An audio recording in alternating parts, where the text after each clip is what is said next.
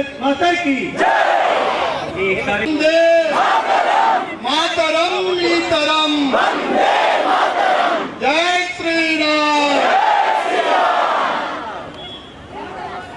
बांग्लादेश లో గత 15 రోజుల నుండి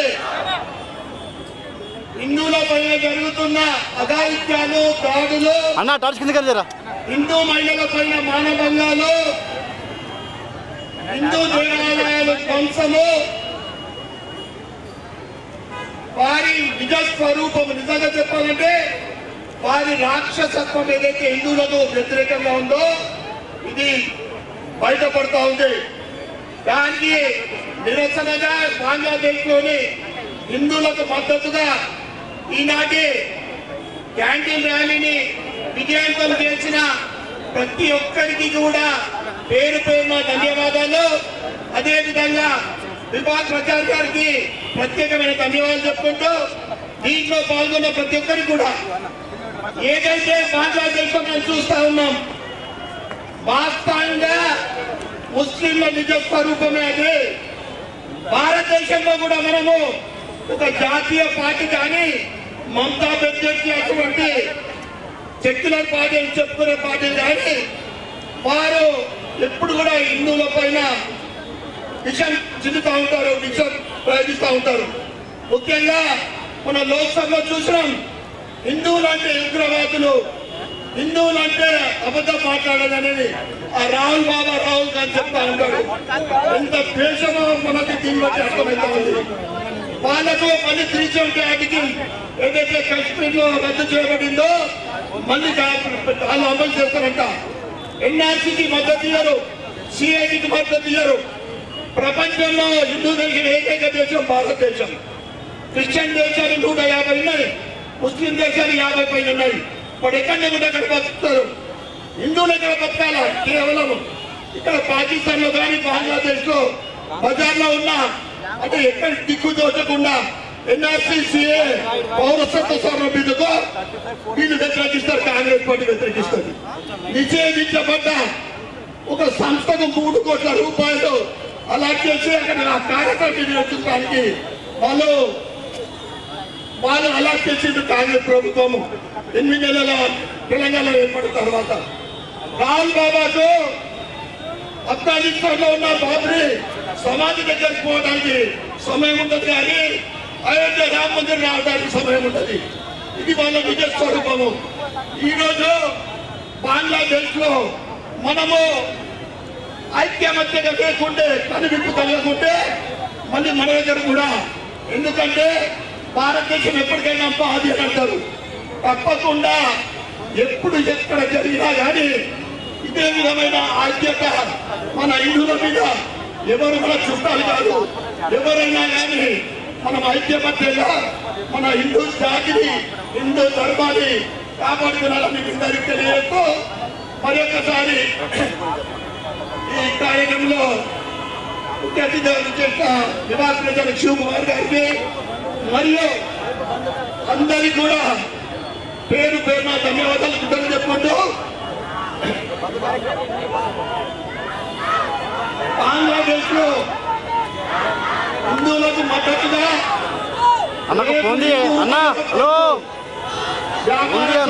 విద్యా సంస్థలు, ఇతర వ్యాపార సంస్థలని కూడా మద్దతు చేయాలని కోరుకుంటూ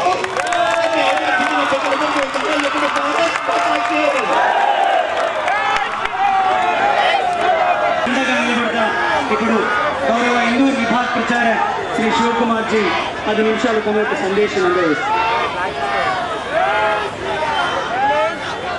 భారత్ మాతా కీ హిందువు అంటే లోక బంధువు. అన్నము పెట్టి ఆశ్రయం ఇచ్చినటువంటి దేశము భారతదేశం. అన్నపూర్ణగా ఈ దేశము ఆశ్రయం పొందే. కానీ 1947 స్వాతంత్రం సాధించే నాటికి ఈ దేశంలో పుట్టినటువంటి, ఈ దేశంలోకి అక్రమంగా చొరబడినటువంటి ఒక జాతి ముస్లిం లీగ్ పేరుతో ఏర్పడి మేము హిందువులతో కలిసి ఉండాలనే పేరుతో కలకత్తా వీధుల్లో, ఢిల్లీ వీధుల్లో, ముంబై వీధుల్లో లక్షలాది మంది హిందువులను ఊచకోత కోశారు. ఆ పేరుతో 1947లో ఆగస్టు 15వ తేదీ స్వాతంత్రం పొందే ముందు రోజే ఈ దేశాన్ని 3 ముక్కలుగా విభజించి ఒకవైపు తూర్పు పాకిస్తాన్, రెండో వైపు పశ్చిమ పాకిస్తాన్ గా ఏర్పాటు చేశారు. ఏ రోజైతే ఆగస్టు 14వ తేదీ దేశ విభజన జరిగిందో అదే రోజు ఈ తూర్పు పాకిస్తాన్ లో కానీ పశ్చిమ పాకిస్తాన్ లో కానీ హిందువులను ఊచకోత కోస్తూ మారణ హోమం సృష్టించారు. ఆనాడు కేవలం ఆ ఒక్క రోజులోనే 20 లక్షలకు పైగా హిందువుల్ని ఊచకోత కోశారంటే ఎంత దుర్మార్గమైనటువంటి స్థితిలో వాళ్ళ మనోభావాలు ఉన్నాయో చూడండి. వాళ్ళ ఆలోచనలు ఎలా ఉన్నాయి. 1947లో పాకిస్తాన్ ఏర్పడినప్పుడు ఒకవైపు తూర్పు పాకిస్తాన్, రెండో వైపు పశ్చిమ పాకిస్తాన్ ఉన్నాయి. తూర్పు పాకిస్తాన్ ఈరోజు బంగ్లాదేశ్ గా మనకు కనిపిస్తుంది. ఆ 2 పాకిస్తాన్లకి పడక తూర్పు పాకిస్తాన్ మీద పశ్చిమ పాకిస్తాన్ సైన్యం పెత్తనం చేస్తూ అనేక అరాచకాలు చేస్తున్న సమయంలో 1971లో మన భారత సైన్యం వెళ్ళి వాళ్ళకు సహకరించింది. ఎంత ఘోరం అంటే వాళ్ళకు స్వాతంత్రం ఇవ్వడానికి మన యొక్క 10,000 మందికి పైగా సైన్యం బలిదానం కావాల్సి వచ్చింది. 10,000 మందికి పైగా సైన్యం బలిదానమై 1971లో బంగ్లాదేశ్ కు స్వాతంత్రం ఇచ్చాం. పశ్చిమ పాకిస్తాన్ కు సంబంధించినటువంటి 97,000 మంది సైనికులు మన దేశానికి బందీలుగా దొరికారు. ప్రపంచంలో ఏ దేశము కూడా ఇంత పెద్ద ఎత్తున ఇంకో దేశం యొక్క సైనికుల్ని పట్టుకోలేదు.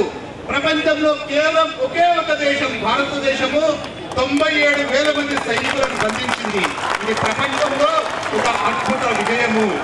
97,000 మంది సైనికుల్ని 4 నెలల పాటు బిర్యానీలు పెట్టి మేపింది ఈ దేశం. ఇందిరాగాంధీ ప్రధానమంత్రిగా ఉన్నది. ఏమి షరతులు లేకుండా కాశ్మీర్ తీసుకోకుండా, పాక్ ఆక్యుపైడ్ కాశ్మీర్ గా ఉండే ఆ భూభాగాన్ని తీసుకోకుండా వాళ్ళని వదిలిపెట్టడం జరిగింది. 97,000 మంది సైనికులను పట్టుకొని 10,000 మందికి సైనికులుగా నష్టపోయి మన భారత సైనికులు ప్రాణాలు అర్పించి 1971లో బంగ్లాదేశ్ కు స్వాతంత్రం సాధించి పెట్టాం. ఆ కృతజ్ఞత కూడా బంగ్లాదేశీయులకు లేదు. ఈ రోజు కూడా బంగ్లాదేశ్ లో మాట్లాడే భాష బెంగాలీనే. కానీ అక్కడ వాళ్ళకు స్వాతంత్రం వచ్చినప్పుడు 30% హిందువులు ఉన్నారు. నేడు ఎంతమంది ఉన్నారో తెలుసా? కేవలం 9% మాత్రమే హిందువులు ఈరోజు బంగ్లాదేశ్ లో బ్రతికి ఉన్నారు. వాళ్ళ లక్ష్యము మొత్తము బంగ్లాదేశ్ ని ముస్లిం దేశంగా, సెక్యులర్ దేశం కాదు ముస్లిం దేశంగా మార్చాలి.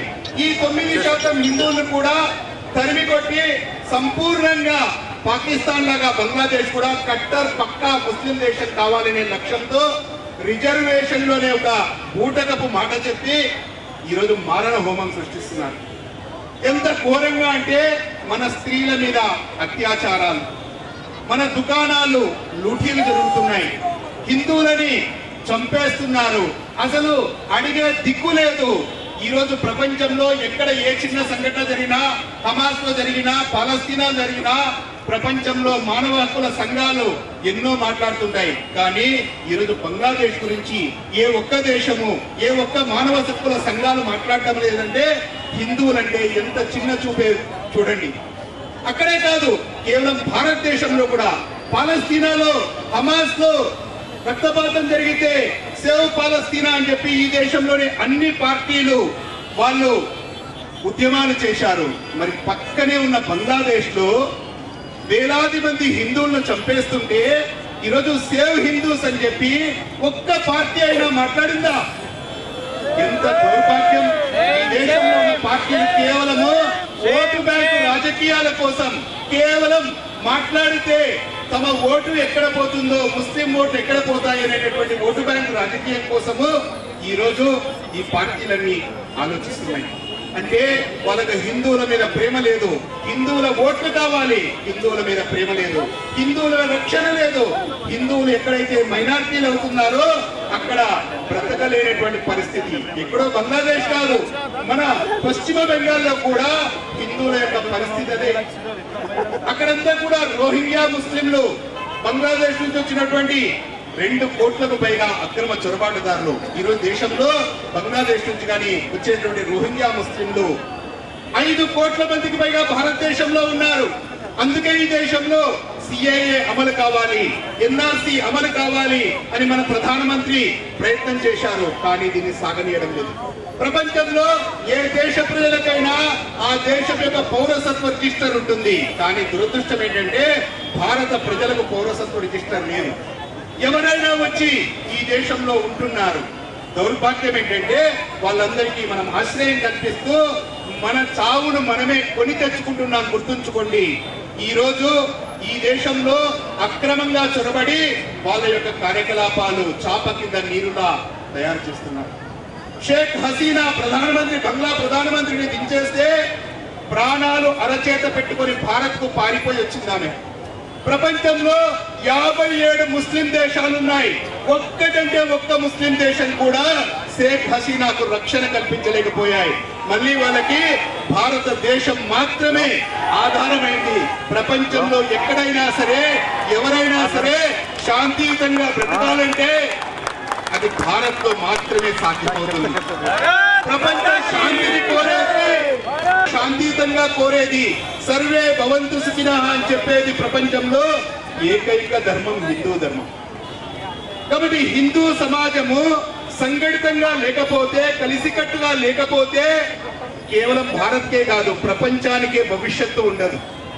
కాబట్టి ఇక్కడ ఉన్నటువంటి హిందూ సమాజము ఏది మంచి ఏది చెడు, ఎవరు చెడు చేస్తున్నారు ఈ ఆలోచన ఉండాలి. సెక్యులరిజం అనే పేరుతో ఈ రోజు దేశంలో హిందూకు మించిన సెక్యులర్ ఎవరూ లేరు. కానీ సెక్యులరిజం అనే పేరుతో పాముకు పాలు పోస్తూ ఇస్కాన్ అనేటటువంటి సంస్థ అక్కడ అనేక సంవత్సరాల నుంచి లక్షలాది మందికి అన్నదానం చేస్తుంటే ఆ దేవాలయాన్ని ధ్వంసం చేయడము వాళ్ళ యొక్క కూటనీతి. పాముకు పాలు పోయడం అంటే అదే. వాళ్ళకు అన్నం పెడితే మనకు సున్నం పెట్టారు. ఇది మన పరిస్థితి. కాబట్టి హిందూ సమాజం సంఘటితంగా ఉన్నంత వరకే మనం నిలబడగలుగుతాం. హిందువులు ఐక్యంగా లేకపోతే ప్రపంచంలో మనం జీవించలేము, భారతదేశంలో కూడా జీవించలేము. ఈ రోజు ఏ రాజకీయ పార్టీ కూడా హిందువులకు అండగా నిలబడేటటువంటి స్థితి లేదు.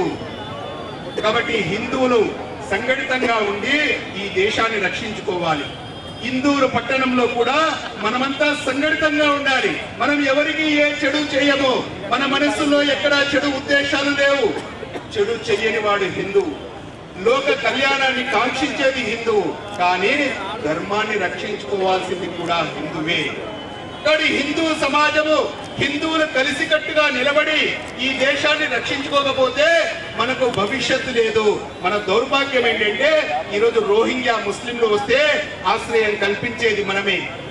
ఈరోజు అనేక పనుల కోసం బెంగాల్ నుంచి, తర్వాత బంగ్లాదేశ్ నుంచి అనేక మంది రోహింగ్యా ముస్లింలు ప్రపంచంలో బర్మా నుంచి వాళ్ళని తరిమి వేస్తే ఈరోజు భారత్ లో ఆశ్రయం పొందుతున్నారు. కేవలం ఆశ్రయం పొందడం కాదే, వాళ్ళ జనాభా పెంచుకొని అక్కడ ఉన్నటువంటి హిందువులందరినీ కూడా ఘోరాతి ఘోరంగా చిత్రహింసలు పెట్టి చంపేస్తున్నారు.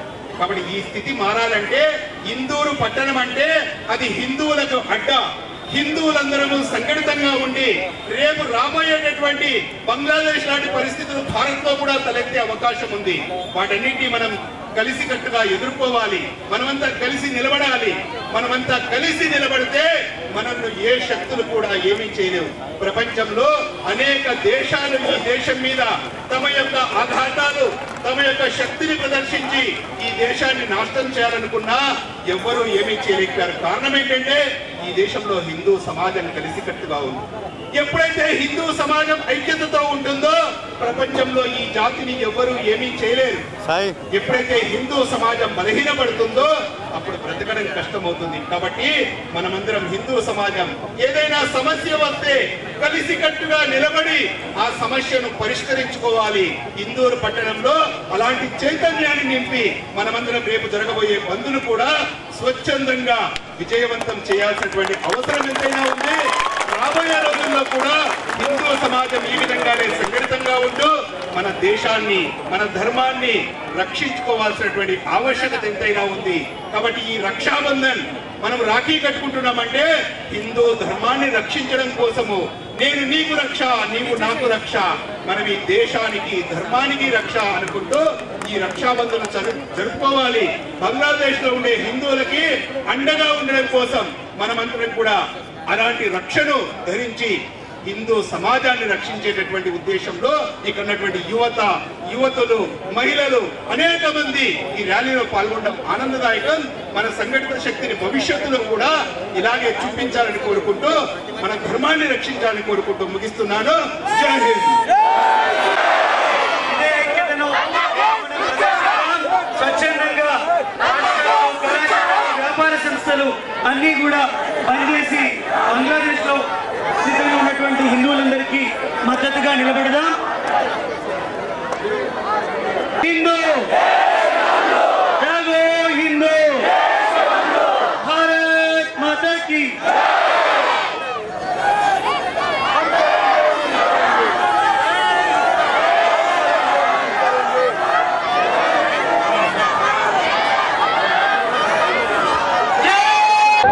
ఎంతో శ్రమ కోర్చి ఈ రక్షణ విభాగాన్ని ఏర్పాటు చేశారు. భారత్ మాతాకి జై. గత 15 రోజుల నుండి బంగ్లాదేశ్లో హిందువుల పైన దాడులు, హిందూ మహిళల పైన అరాచకాలు, హిందూ దేవాలయాలు ధ్వంసం చేయడం మనం చూస్తూ ఉన్నాం.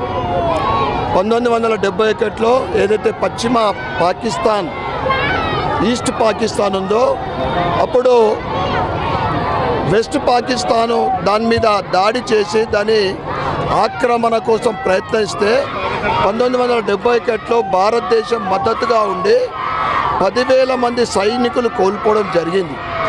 అంటే ఇప్పుడు ఎట్లుందంటే బంగ్లాదేశ్లో జరుగుతున్న సంఘటనలను చూస్తే పాముకు పాలు పోస్తే కాటేసినట్లా ఉంది.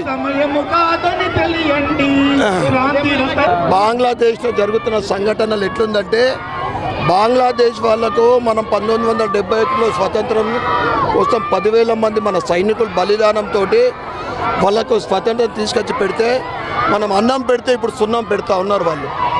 ఎట్లయితే 27 జిల్లాలలో ఎక్కడ కూడా హిందువులు కనిపిస్తే అక్కడ ఊచకోతకు వస్తూ ఉన్నారు. వాళ్ళు హాస్పిటల్కి కూడా వెళ్తే బంగ్లాదేశ్లో ఈ మతం వాళ్ళు కాదు అని హాస్పిటల్లో కూడా జాయిన్ చేసుకునే పరిస్థితి లేదు. వాళ్ళు అట్లా రిజెక్ట్ చేసి అంటే పేషెంట్లను పంపిస్తే ఒకే రోజు సుమారు 100 మంది చనిపోవడం జరిగింది.